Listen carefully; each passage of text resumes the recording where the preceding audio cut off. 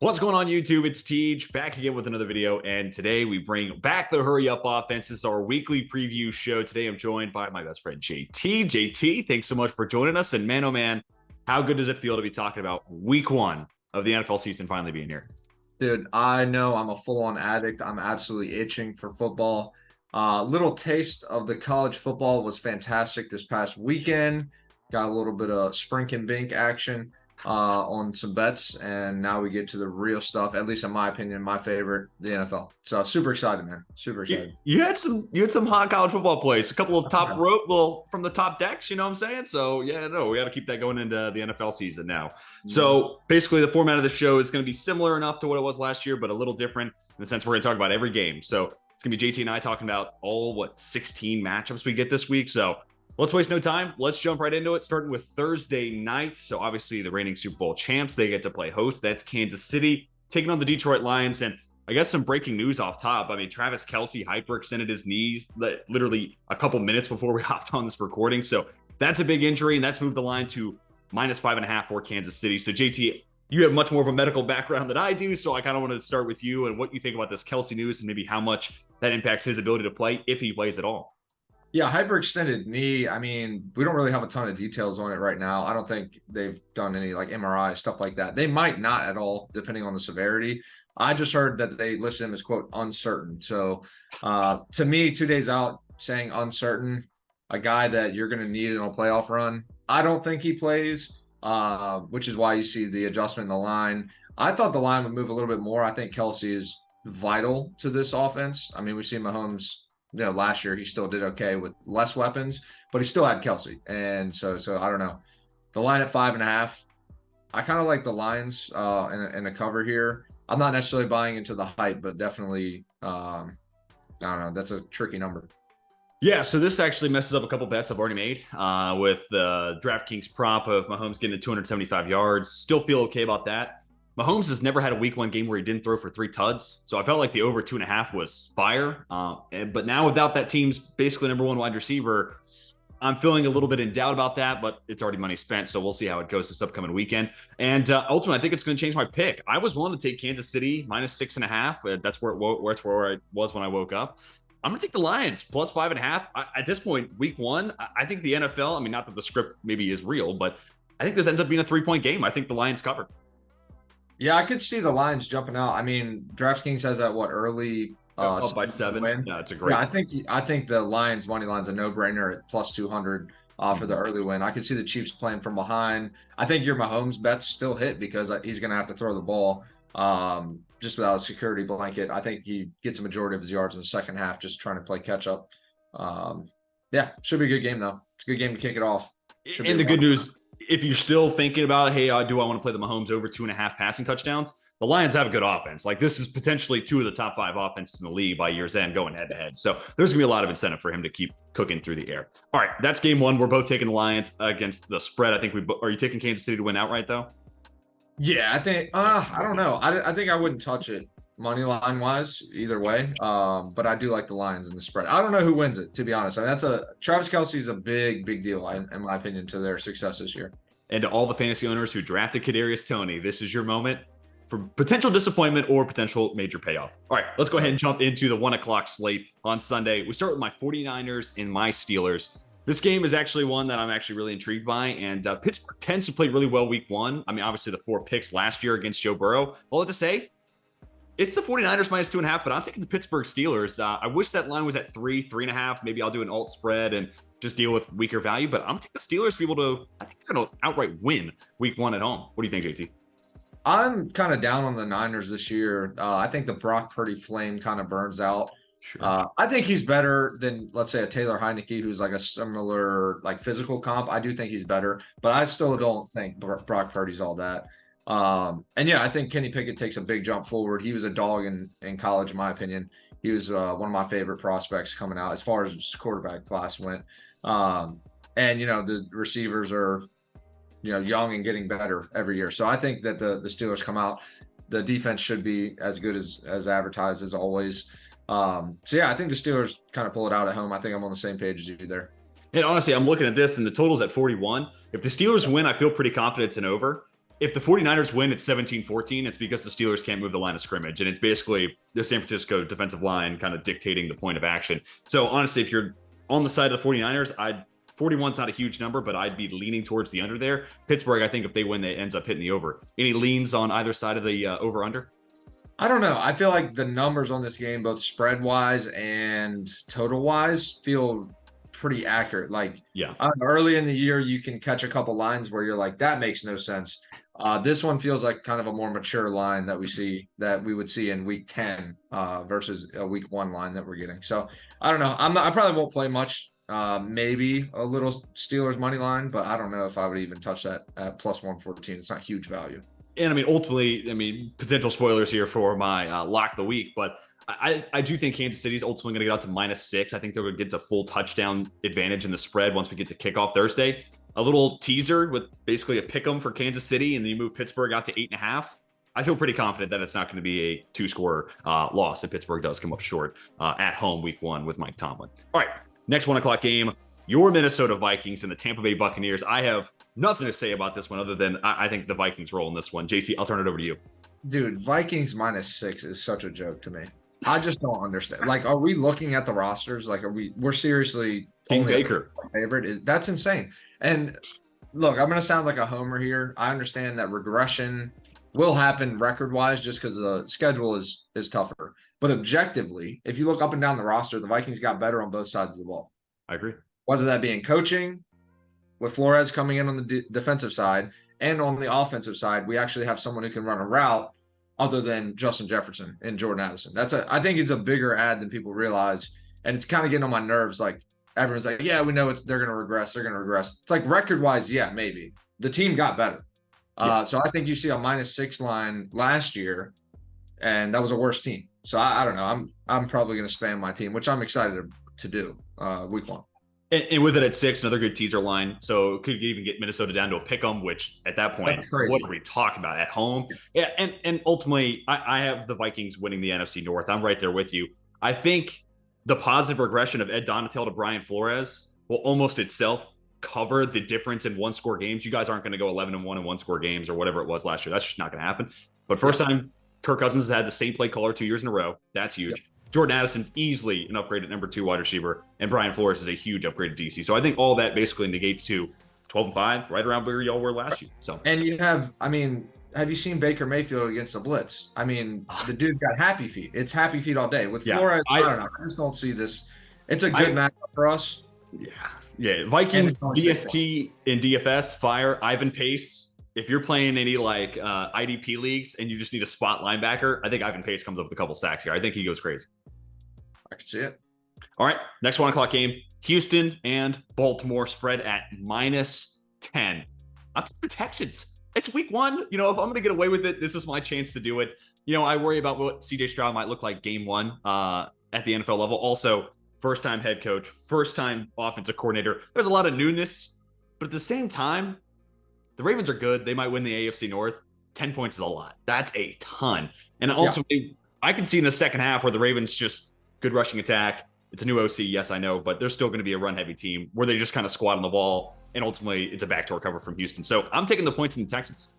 Yeah, I think Ravens win this game, just given the inexperience of CJ Stroud. But I do think that we're going to see a little bit of bumpy roads for the Ravens on offense this year. Just the complete 180 in offensive coordinator style, the style of play. They're not going to be running a high school offense with 3 tight ends on the field every single possession. So I think the Ravens are going to be a little bumpy on offense, but I still think they come out with the win. Now, from a betting perspective, you kind of let the lines tell you what to play here. So we have a 10-point spread and the over-unders at 44.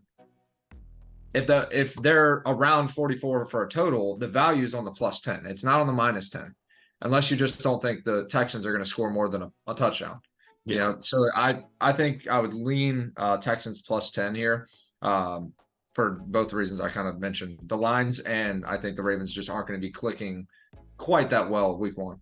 Yeah, and I mean a change at OC, and it, like you said, systematically couldn't be any more different. No more 2 tight end sets. It's 3 receivers spreading the field, and I think it's better for Lamar Jackson. But the pass game wise, I could see being a little clunky. And like we talked about with Pittsburgh and Tampa Bay, let that over under dictate whether this is going to be a cover, or if you think the Ravens are able to win by more than 10. And ultimately, if the Ravens win by 10 and it's 24-14, yeah, they cover the spread, but then we're hitting the over. So yeah, I'm right there with you. You at that point, that low of a total. Give me the Texans and the points because they're so valuable.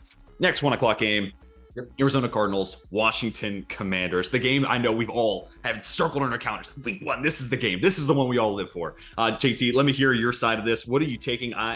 This will not be one I touch with a 10-foot pole. I don't like either one of these teams, to be honest. Okay, I'm going to completely contradict what I just said about the point totals. 38 is the point total.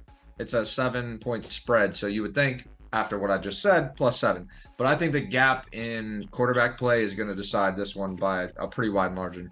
I think the Commanders, they return basically everybody on defense. They're going to be looking at a top 10 at least defense, I think, by the end of the year. And I think Sam Howell is a lot better than people realize, especially against a beat-up roster, or not beat-up roster, just a bad roster in the Cardinals. I think he's going to do just fine. I think Sam will definitely struggle against some of their better opponents later in the year. But I think this is a spot where you can get the Commanders at -7. And I think that's the only time they'll probably be a -7 this year. But I'd probably take it. Yeah, I don't think Jonathan Gannon is calling plays, but obviously a defensive-minded coach. And he comes from a background of not wanting to bring a whole lot of pressure. And I think if you're going to rattle Sam Howell, especially week 1, I want a guy who's going to bring a lot of pressure. Like if this was the Vikings, it'd be a different, kind of argument. Or if it's Miami or New England or whatever, team that wants to be a little bit more blitz happy, I can see where that goes wrong for Sam Howell. But if it's just rush 4, specifically the Arizona Cardinals 4-man pass rush, I think Sam Howell's going to have plenty of time. Terry McLaurin puts up big numbers. Jahan Dotson, hopefully we get to see some good stuff from him. If I have to pick a side, At home. Yeah, and exactly. New ownership. It's basically a new start to a new franchise. So yeah, if I have to, I'll take the Commanders in the 7, just because I think the Cardinals are in a true rebuild. They don't really care. They're going to win games. It's going to be the home ones. They're not going to worry about these road games. So yeah, I'm kind of with you there, but I don't anticipate it being all that pretty. Over under 38. I think that's about right. I think that's about the right mark. Maybe I'd go under. I could see this being really lopsided. I think under because the Cardinals are 24-7. That hit should be under. I don't think they scored much. Yeah, no, I get it. Next game, 1:00 slate. We got, I think, 3 more to talk about here. Tennessee Titans and the New Orleans Saints. Really interesting matchup. And I think 2 teams that I like the good parts of their roster, but then when you start talking about the weaknesses, I tend to linger more on that. So I think a lot of people think I hate these teams more than I actually do. Saints are my pick to win the NFC South, but it's the worst division in football, so that's not really saying a whole lot. Saints -3. I'll take them at home. Ultimately, I like their roster just a little bit more. I can trust that passing attack, I think, a little bit more. Obviously, Nuke Hopkins is a freak. He changes the dichotomy of that passing attack, but Derek Carr, I'll take him ever so slightly over Ryan Tannehill, Michael Thomas plus Chris Olave plus Juwan Johnson. I think there's just ultimately more there than just D-Hop, and then hopefully what we see out of year 2 Treylon Burks. What do you think about this one, JT? I think you're on the right side as far as the game matchup goes. You pretty much covered, I guess, like strengths and weaknesses that I would also agree with. The immediate number that jumps out at me in terms of like betting wise, the over/under at 41 feels way too low for me. I think that's fast. I think the Titans are going to be much better on offense than people think. I don't think they're going to be great, but I think they're going to be competent. I think they're going to score. If they can put up 17, I think the Saints can take care of the rest. So I don't know. I really like the over 41 there. It's slightly juiced to the over, but -112, so barely. But yeah, I think you kind of nailed it on the head. I think the Saints have a little bit more weapons on the offensive side. I'll take Carr or Tannehill as well, slightly. But yeah, so I think you're on the right side of things. I would just play that over. Yeah, and I can just trust the top 2 in that New Orleans pass catching core a little bit more than I can trust Tennessee right now. And ultimately, I think these are 2 of the best run defenses that we'll see this year. So it's going to come down to what quarterback plays better. And, I don't have a whole lot of faith in either one. They're really similar teams, to me. Very similar. They're like high floor, low ceiling teams playing week 1. Yeah, and I think Tennessee's done a lot to address their offensive line. New Orleans, I think, has a little bit of an overrated offensive line. It's going to be interesting how both teams' pass rush also fares. Anyways, next 1:00 game, Jags and Colts. Man, the Jags have had the Colts number for whatever reason in this franchise matchup, and now we see the Jags -5. This is such an interesting team because them in Detroit, we're so used to seeing them at the bottom of the division. So now that they're like a lot of people's picks to win their respective division, it feels a little out of place. But I'm going to take the Jags in the points. I think they're able to cover. I just don't know what to expect out of Anthony Richardson, first NFL start week 1. I like the kid. I think it's going to take crazy. time. This line is nuts. 5 points. That's it. Yeah. That is mind blowing. They must know something I don't, because I think it's the Jags by 1 million. I think it's not even going to be remotely close. Yeah, it's like, just look at the rosters. Anthony Richardson is going to be pretty terrible, I think, at least through 8 weeks. I think he's going to be rough. And I think Trevor Lawrence is just getting better. He's got more weapons this year, and Calvin Ridley, Evan Ingram, another year in the system. He flashed big time towards the back half of the season. So I think the Jags just honestly just blow them out. I don't think it's going to be close.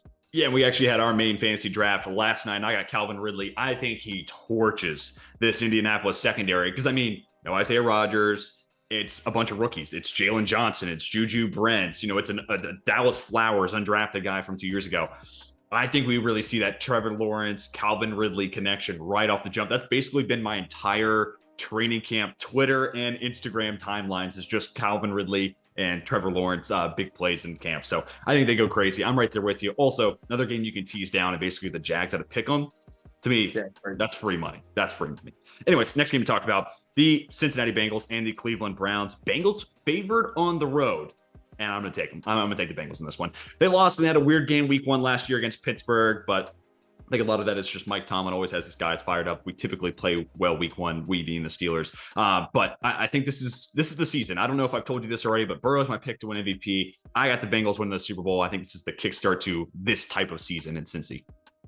Yeah, I think Bengals. I think it's their year to do it if they're going to do it. Yeah, right.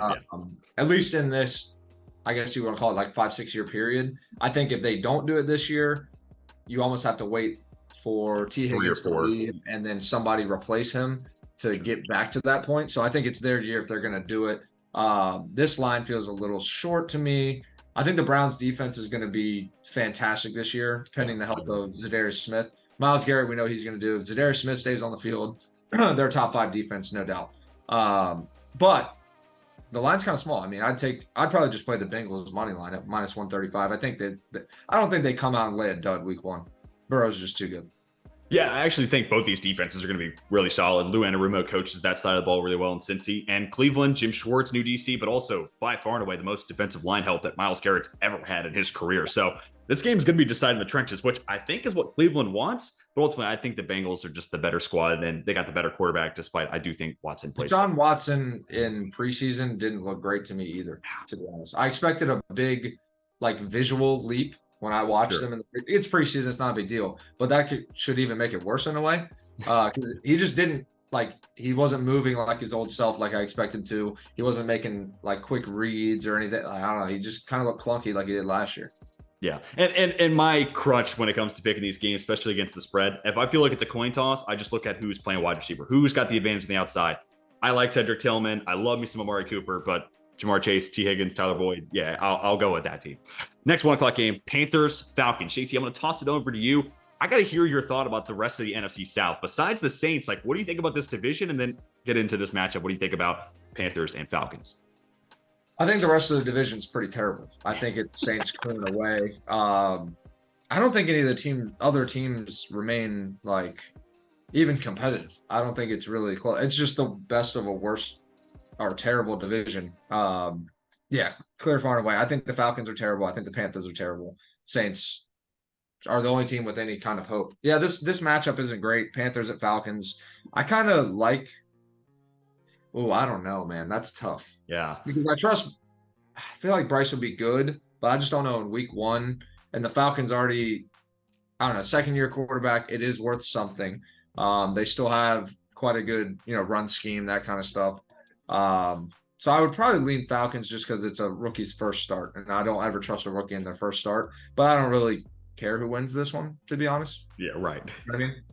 Yeah, no, I hear you. I think the Panthers are going to have a pretty good run defense, so this is going to come down to Ritter versus Young, and I think Bryce Young's just better. So I'll take the Panthers despite being on the road, especially in front of that 3-point hook. If I'm going to get the field goal, give me the Panthers ever so slightly. I'm leaning in that direction. I will say, though, I was thinking about this the other day, and it's just a matter of where your team is at right now, because I just basically had a conversation with someone where she's talking about Jared Goff, and he's painfully average.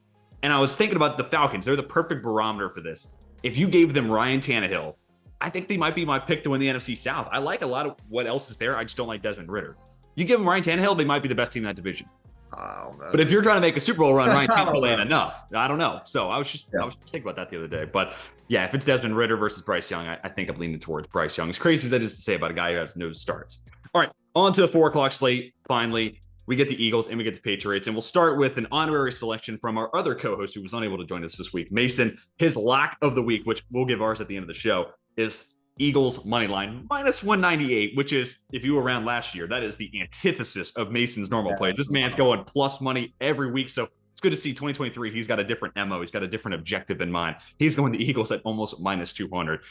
Hopefully he bankrolls it. But Eagles minus 4 against New England Patriots. Look, the AFC East is a good division. I don't think the Patriots are a bad team. If you drop them in the NFC South, maybe they're the best team in the NFC South, harkening back to that combo. It's the Eagles. Why is this only a 4-point spread? I'm confused right now. Yeah, and the total's at 45. So using the logic we said earlier, that's not low enough to make you lean Patriots plus 4 there. So it's kind of, it's a weird line. I don't think the Patriots did enough on offense to address some of the issues that we saw with just inconsistent play. And the Eagles defense just got better. It's or at least stayed the same. Like, the worst case scenario, they're going to be just as good on defense. So I don't get the minus 4. I lean Eagles minus 4. Eagles money line is a lock for sure, but I'm not paying the juice. But yeah, I think the Eagles get off to a hot start, pick up right where they left off. They don't really have much change roster wise. I don't see, and I don't think you can necessarily figure them out in the offseason. They tried it for 17 weeks last year. It never worked. Yeah, and also you can always just lean into the narrative that everyone loves to talk about. Bill Belichick struggles against mobile quarterbacks. Jalen Hurts is definitely somebody who falls into that bucket. So to me, I think the matchup's there for the Eagles to take a win on the road, as hard as that is to do in Foxborough. Next 4 o'clock game. This might be the game I'm looking forward to the most. Dolphins Chargers. Right now it's Chargers minus 3. I'll take the Dolphins getting the points just because I don't know how to feel about either one of these two sides right now. The Chargers are a perennial disappointment, and the Dolphins are a perennial Tua injury away from being nobody. So I don't know. I like both teams. I like both offenses for very different reasons. It's skill position players in Miami. It's Herbert in LA. I'm gonna take the Dolphins. And if you compare the defenses, maybe that's my tiebreaker here. I think the Dolphins can be elite on that side of the ball with Vic Fangio there. Brandon Staley's been a huge disappointment ever since taking over that defense in LA. So I think the Dolphins got the advantage there. Give me Miami. I think it's the line's at 3. I think it's kind of where it should be. You just give it to I totally agree. Yeah, it's good line. Should be one of the most fun games this week, just seeing the ball getting thrown all around the field. Some freaks on the outside for both teams, so that's going to be fun.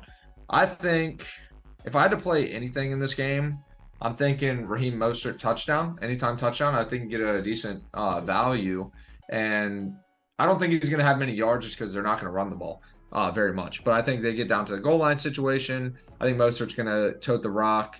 Jeff Wilson out indefinitely, and A-Chain is still kind of banged up from, I believe it was a shoulder injury. Yeah, left shoulder. You don't want to be I wouldn't want to run in the goal line with a shoulder injury. So I think that that's kind of the play from a betting perspective. But yeah, it should just be a fun game. I don't really have a lean as far as the matchup goes. I think it's just going to be a good game between two pretty good teams that have pretty high aspirations, but have been, at least last year, were letdowns in 2 different ways, but still letdowns. Yeah, and for me, it's this game, Thursday night, and then Monday Night Football. These are like the premier games I can't wait for week 1 for. And back to your point about the rushing prop, something I take every week is whoever the leading running back is against the Chargers, their longest rushing prop over. I mean, unless it's like absolutely juiced to like minus 145. Raheem Mostert's a big play guy. He's going to break off one chunk play and get 18 yards. I like that bet a lot. Right now, the props aren't out, but I'd figure it's probably going to be 15.5, 16.5, somewhere in that vicinity. Next 4 o'clock game, Rams Seahawks. I think the Rams are one Cooper Kupp injury away from potentially picking number 1 overall next year. Seahawks minus 5.5. Give me Seattle. JT, what do you think? Yeah, Seattle wins this game. The Rams are going to be terrible, and Cooper Kupp's not playing this week. I don't think he will. I mean, if he's still seeing specialists for a hamstring this early, I don't know what their plan is for him long term though. Like, I don't know what his contract situation looks like, but man, if it's a hamstring, I don't know that you want to play him this year, like at all. I don't know. I mean, I don't know if he would or wouldn't actually sit out, but I just don't see the upside in playing him with this type of roster and a hamstring. And he's not like he's not 22 years old. So yeah, I don't know what their plan is, but yeah, go Seahawks here. Seahawks return everybody on offense. Going to look good. added some depth on offense too, at the running back position and the receiver position. So skill positions just got better, deeper. Lean the Seahawks -5.5 too. All of the lines today, or Very all teasable. lines this week, they're all small. They're super short. There's one double-digit line, I think, and there's only one line over 7. It's the Houston line. Yeah. Houston Ravens is the only one above 7, and I don't think you see that much longer this season. So I think you hop on these small spreads. I would lean favorites just looking at the numbers right now, just because there's not every game's a 3-point game, and they're set at 3-point games right now. That, or if you're a fiend like me, you're putting all your money into teasers. Literally, almost all my plays. Teasers is a great way to do it too. If you want to do it that way instead, it's still taking advantage of the line being way too small. But getting back to the Seahawks-Rams game, I don't know if JSN plays, but I still think there's way too much fire on the Seattle side. But yeah, getting back to the Rams, man, to your point, should Cooper Kupp even play this year? Like, I almost wonder if there's conversations being had that, hey, Sean, if you stick around, we'll make sure we get the number 1 pick. We'll make sure we give you Caleb Williams. He's staying in SoCal. And then that's ammunition to bring Cooper Kupp back. That's ammunition for Aaron Donald not to retire. But until then, I don't know. I think this team might roll over and die pretty quick in the season. Next one to talk about, Packers, Bears. JT, you obviously are a fan of an NFC North team, so I will turn it over to you. And you're also a huge Aaron Rodgers fan. So let me know what your expectations are for Green Bay this year, post Aaron Rodgers era. And what do you think about this one between the Packers and the Bears? Yeah, I think Jordan Love's going to be pretty terrible. I just don't think he's great. Yeah, it's bad. So he's got a nice arm, makes for good highlight plays, good Twitter plays here and there. Sure. That's about all he's got to me. I don't think he makes good reads. He doesn't make them on time. He's not very consistent with them. I don't know. I just don't believe in Jordan Love. I don't necessarily believe in the Bears either, but I still lean the Bears. I've seen Justin Fields tear up defenses. Even if he's not doing it with his arm, he's going to tear you up at some point just because he's a freak. And I don't know. The Bears look good in preseason. I know it's preseason, but they ran some different concepts that we don't see out of them frequently. Getting the balls in their skill positions quicker, not making Fields make deep reads, or like 3 or 4, in this progression. Just get it out, make it happen, keep the chains moving. And I don't know. I just don't see the Packers being able to keep up. Yeah, I think I'm with you. I'm gonna take Chicago reluctantly. I'm gonna take Chicago. I think Matt LaFleur does a good job scheming it up, but I just can't trust Jordan Love. And I like Jordan Love coming out of Utah State. I was a fan of his, but it just hasn't been there consistently. That being said, Justin Fields preseason, dude, he still does not look like he has taken a step forward as a passer. Yeah, no, not at all. And then I look at these two teams defensively. I think the Packers could be a top 5 unit. I think the Bears have maybe the worst defensive line in the game. So I don't know. I keep going back and forth on this. That's why it's a 1-point spread. Give me the Bears. They're at home. They did beat San Francisco week 1 last year. I don't know. Sometimes there's a couple teams that just find a way to win week 1. Chicago kind of feels like one of those teams. So I think if I look at by the end of the year, which team do I think will have a winning record versus a losing record? I think the Bears have a winning record. I think the Packers don't. Also, this would be great Twitter narrative, right? Because, Rodgers leaves, he owns Chicago. It's his city right now. He's gone. So I can totally see where Twitter blows up because now it's Chicago. Field owns Green Bay. I can just see all the tweets. I don't know what the weather report's looking like in Chicago. Good point. Could make a little bit of a difference. I'd have to kind of look into it. Yeah, that's obviously something to keep your eye on, especially when it comes to the total. All right, one more 4:00 game, and that is Raiders Broncos. Hot take alert. I think the Raiders have a better record by the end of the year than the Broncos do. I don't think Russell Wilson's that good. I don't know if Sean Payton moves the needle that much. I don't know. I just don't think they're going to be that good. Good defense, good talent. I just don't know if you can expect one guy to make the world of difference with a washed-up QB. JT, what do you think about this one? Man, that's tough. The Raiders defense is tragic though, so I don't know. I don't think my words. Either team is going to be great. I think the Broncos are slightly better. I just like their depth on offense. No, I say that, and then I look at their receiving core. It's not great. It's okay. It's Sutton okay. And Judy. It's passable. Yeah. It's passable. But yeah, I think Russell Wilson. I'm gonna give him the benefit of the doubt, but he looked awful last year, and I just don't know how much stake you can put into it. So I'll probably just won't touch this game, just given kind of the reasons you said. Russell Wilson kind of sucks, but the Raiders' defense also sucks. They might blow a coverage, and you get 2 deep bombs with Russell Wilson. That's all he had to do. You don't have not a lot of skill aside from just chuck it. So yeah, I don't really lean either way. It'll be a cool game, but All right, and I'm going to go out on a limb here. I got 2 points to bring up. I think the Raiders have the second highest altitude of any stadium in the league, So yes, playing in Denver, especially this early in the year, is huge because conditioning is just not there and it's the mile high. But the Raiders are actually the one team that kind of comes somewhat close to that. So maybe I'm reading too much in the tea leaves. So I'll take the Raiders. But also, did you see this Chandler Jones thing going on today? Yeah, like what is going doesn't on? have access to the team gym, but they contacted his ex-girlfriend of 5 years ago to try to mend it. I don't. That's just a weird situation. You're like, who do They I trust here? they run Darren Waller out of town by not inviting him to a wedding. Then they're doing this with Chandler Jones, Dave Ziegler, and Josh McDaniels. What the hell are you guys doing? Yeah, I'm not a fan of McDaniels. Not a fan at all.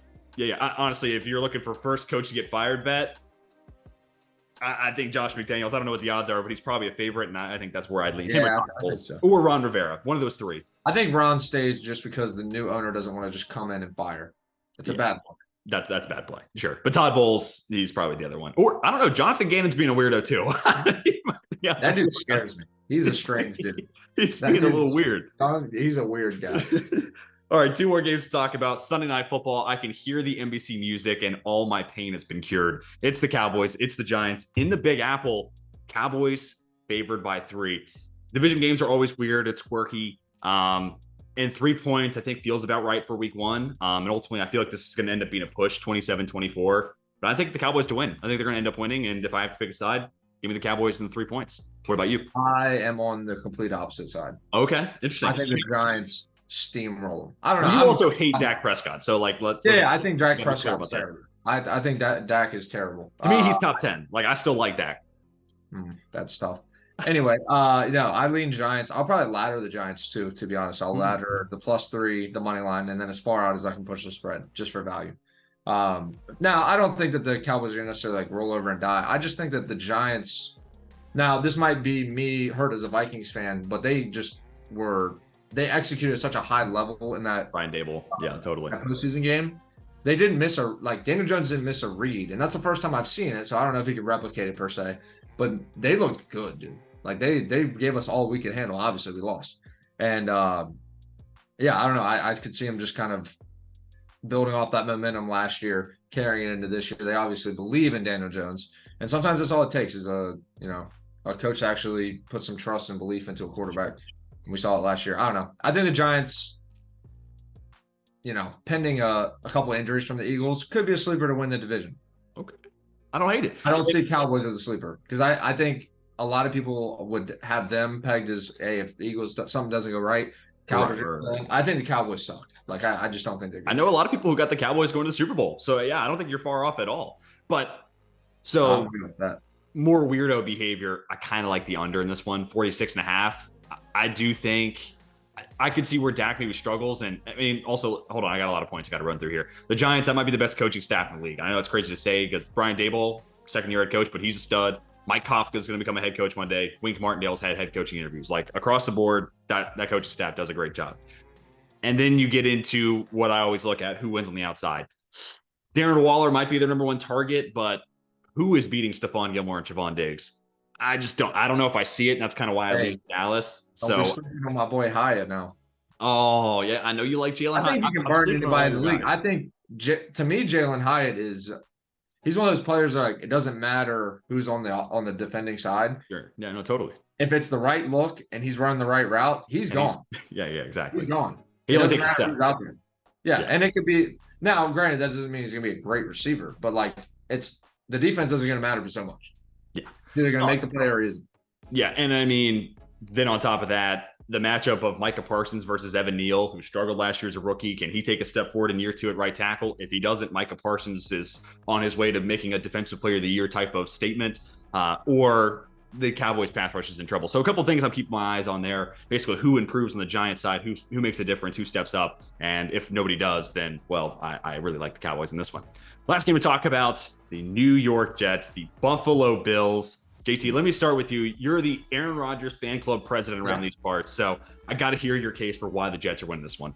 I'm staying true to it, man. They got a stacked roster on both sides of the ball. I think the receiving core for the Jets is a little overblown. I think Garrett Wilson's a dog. I think beyond that, they have not much, to be honest. I don't think that they're very good on the offensive side beyond Garrett Wilson. But we've kind of seen that with the Packers in the past. They were just fine with just Devontae Adams. Now I don't think he's quite as good as, or Garrett Wilson's quite as good as Devontae. But all I'm saying is Aaron Rodgers can function in an offense where he's got 2 stud running backs and 1 good receiver and a dominant defense. I mean, that's kind of the Packers' whole formula to all their success, winning 13, 14 games a year. So I don't know. I think it just continues. I think it's going to be nice and easy. I think he's good enough to make it kind of streamlined. I also don't think the Bills got any better per se. I mean, I like Dalton Kincaid a lot. But I don't know. I kind of lost a little faith in Josh Allen last year. Just some of the just weird mistakes. Kind of like he didn't trust himself a lot of times. And that was the first year where I watched him. I was like, he's hesitating. And you don't see Josh Allen hesitate. So I don't know. It's kind of like he's in his head a little bit. And I don't know that he can kind of step out of that per se. So I don't know. I lean Jets for sure. They're plus 2.5. I'm just spamming money line. I'll probably flip the spread too. Or like you're always saying, flip it into a teaser. Yeah. That would be a crazy teaser leg. Yeah. So, Jets plus 8.5 at home. Yeah. Like that's a great teaser leg. Highly encouraging anybody to do that. I think I'm going to take the Jets and I'll probably play their money line. To your point about Allen last year, and I mean, Allen's my favorite player in the league, so there's nobody who watches it more than me. I think it's because whenever 14's covered, when Stephon Diggs isn't there, there is no one who steps up and makes a difference. Like Gabe Davis is a 1-note guy, and it's a good note to have, but he has his one way of winning.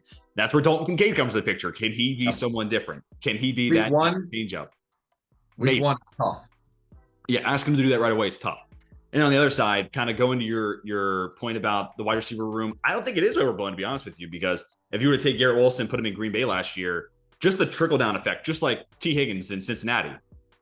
Nobody would argue T. Higgins isn't great, but when he was the number 1, life was harder. Then you get Ja'Marr Chase, he becomes the 2, and it's just a trickle-down effect. I think the same thing is going to happen. When Allen Lazard's your 2 instead of your 1, I think that makes a difference. I think it does. I think Lazard is not very good. But I think Christian Watson and Romeo Doubs are much better per se. Okay, so if you don't think Allen Lazard's very good, don't you like him a lot more at wide receiver 2 versus wide receiver 1? No, you definitely like him more. Yeah, exactly. I like him at 4.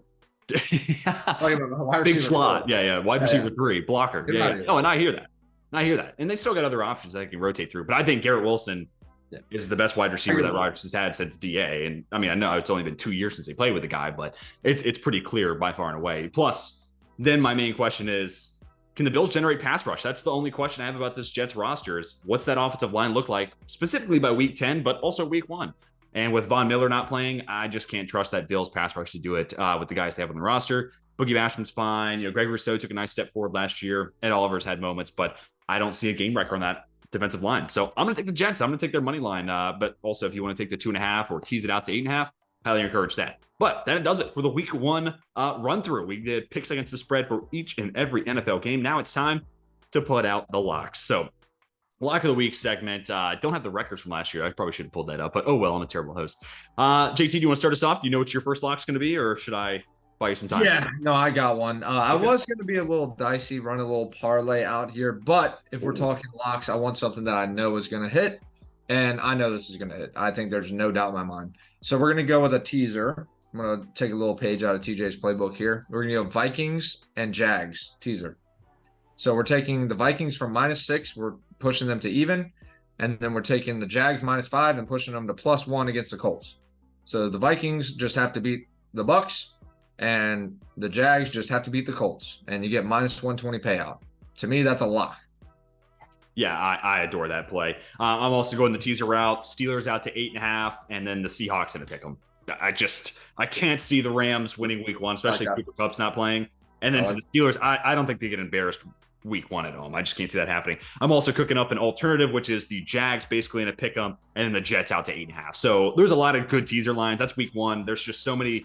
Vegas is definitely being cautious, so they're kind of putting everything in 2.5. So small. Yeah. So I think I'm going to be spamming some of these covers, or not covers. Some of these, covers, just giant spreads. I think I'm going to be parlaying like Eagles -4. Like, I don't know. You can get such crazy value right now with just these short lines. Yeah, no. And what about any player props? Anything that jumps out to mind? Obviously, the line market, the player prop market hasn't opened up as the time we're recording this, but any players that you're looking at, you're like, dude, this guy should totally feast with this matchup. I kind of like Waller this year, man. I think his numbers, think his projected numbers by Vegas or whatever sportsbook you kind of go through, I think they're going to start pretty conservative. And then by the end of the year, his over-under is going to be 75.5 yards.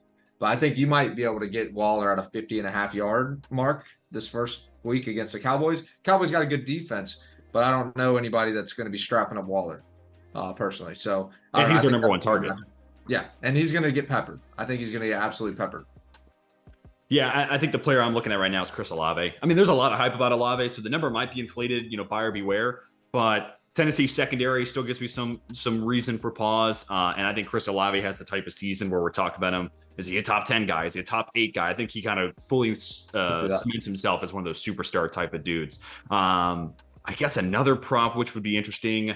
I'm always looking at Justin Jefferson and what his numbers are. The Bucs do have a good secondary, but I think, Todd Bowles is going to blitz a lot. There's going to be 50-50 balls to be won. And I think Justin Jefferson, put your money on 18, Yeah, I like that too. I like, I don't know, Sam Howell, maybe a little Sam Howell prop just to get it started. I think his numbers are going to be super conservative as well. And then we already talked about some of the rushing props against the Chargers, abysmal run defense, highly support all that. Honestly, wide receivers in that game are probably a good one because, Brandon Staley's pass coverage has really not been all that great since he got to LA. So Waddle, Hill, both those guys, anytime touchdown props, they're going to be plus money. I like that a lot too. But that does it for week 1. JT, any final thoughts, any final plays, or anything you want to leave people with? Oh man, just super excited. Take advantage of these small lines, parlay them together, get a crazy payout. You probably work up a nice like plus 1,000 bet and not feel crazy about any of the legs. So, and you probably don't have to push it to 5 legs. You can probably get a nice little 4-legger in, get it plus 1,000, something like that. I think this is a good week to cook those up. So basically, remember the name JT Creed because you're going to see on Tuesday morning everyone posting the pay stub of him picking every single game right, and then the parlay payout being bananas. Basically paying all of our student loan debt. So appreciate you, man. I appreciate it. So, but awesome. That's going to do it for the week 1 preview show. Let us hear your picks down below in the comment section. What's your favorite play of the week? Let me hear your lock. And of course, we've already given you ours. So it's just reciprocating. You're showing a little class. That's all. That's going to do it for this week. Be sure to come back next week with our week 2 preview. But until then, for JT, for TJ, we are signing off.